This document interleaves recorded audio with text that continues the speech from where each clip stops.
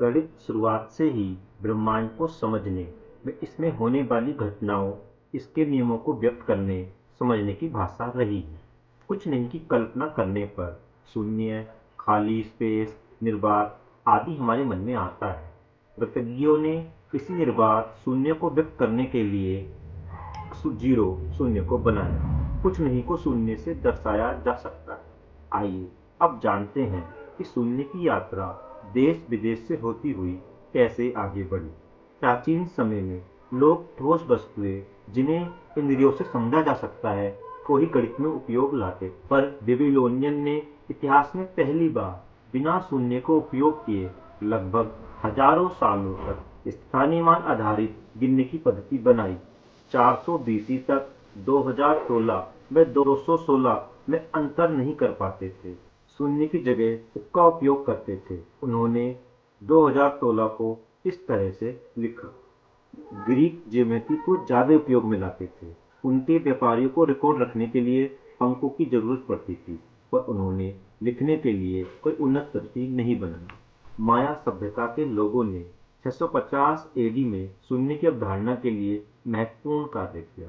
उन्होंने 20 को आधार बनाते हुए स्थानीयमान आधारित गिनने की पद्धति बनाई और शून्य को भी शामिल किया, पर उनका ये महत्वपूर्ण ज्ञान दुनिया के और भागों में नहीं पहुंचा। बेबीलोनियन, ग्रीक, माया सभ्यता से होती हुई शून्य की यात्रा को अपने देश भारत ले चलते हैं। भारतीय सभ्यता ने पहली बार शून्य की दोहरी भूमिका को मान्यता दी, स्थान धारक व रिक्त स्थान की भूमिका में। हमारी महान गणितज्ञ आर्यभट्ट 500 एडी में शून्य को स्थान धारक के रूप में हमारे सामने लाए। हम भारतीय लोगों ने ही पहली बार इसे शून्य नाम दिया। संस्कृत में रिक्त स्थान को शून्य कहते हैं। भारतीय गणितज्ञों ने ब्रह्मांड के अनंत विस्तार को शून्य से जोड़कर देखा और इसे शून्य कहा। प्रथम शून्य का उपयोग, जिसके साक्ष्य मौजूद हैं, 876 एडी भारत में ही।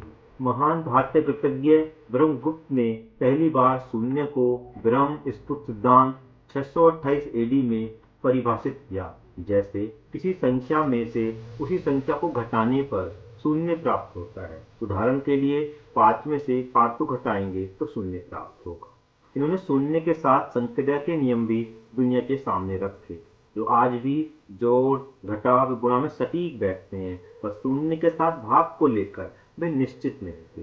किसी संख्या को शून्य से भाग देने पर अपरिभाषित रहता है, जबकि ब्रह्मगुप्त इसे शून्य ही समझ। शून्य के साथ धन संख्या का योग करने पर धन संख्या मिलती है। शून्य के साथ ऋण संख्या का योग करने पर ऋण संख्या प्राप्त होती है। शून्य में शून्य का योग करने पर शून्य ही प्राप्त होता है। शून्य में से कोई धन संख्या को ऋण करने पर ऋण संख्या प्राप्त होती है। शून्य में से कोई ऋण संख्या को ऋण करने पर धन संख्या प्राप्त होती है। शून्य में से शून्य का ऋण करने पर शून्य प्राप्त होता है और शून्य की किसी संख्या से गुणा करने पर शून्य प्राप्त होता है। मध्य पूर्व में शून्य को पहचान दिलाने का श्रेय अल-ख्वारिज़मी को जाता है। अरबों ने भी शून्य को हिंदू मान्यता के अनुसार रिक्त स्थान अनंत के साथ जोड़ा व इसे सिफर कहा, जिसका अरेबिक में मतलब होता है शून्य। इटालियन गणितज्ञ लियोनार्डो फिबोनाची ने 1200 एडी में अरेबिक शब्द सिफर को लैटिन भाषा में अनुवाद किया, जैपेरियन, जो आगे चलकर जैपीरो, जीरो, सीरो, स्पेनिश शब्द और अंत में जीरो हो गया, तो शून्य के लिए इंग्लिश शब्द भी है। इस भाग में संक्षिप्त में हमने शून्य के इतिहास को समझा। अब हम शून्य की अवधारणात्मक समझ पर अगले भाग में बात करेंगे।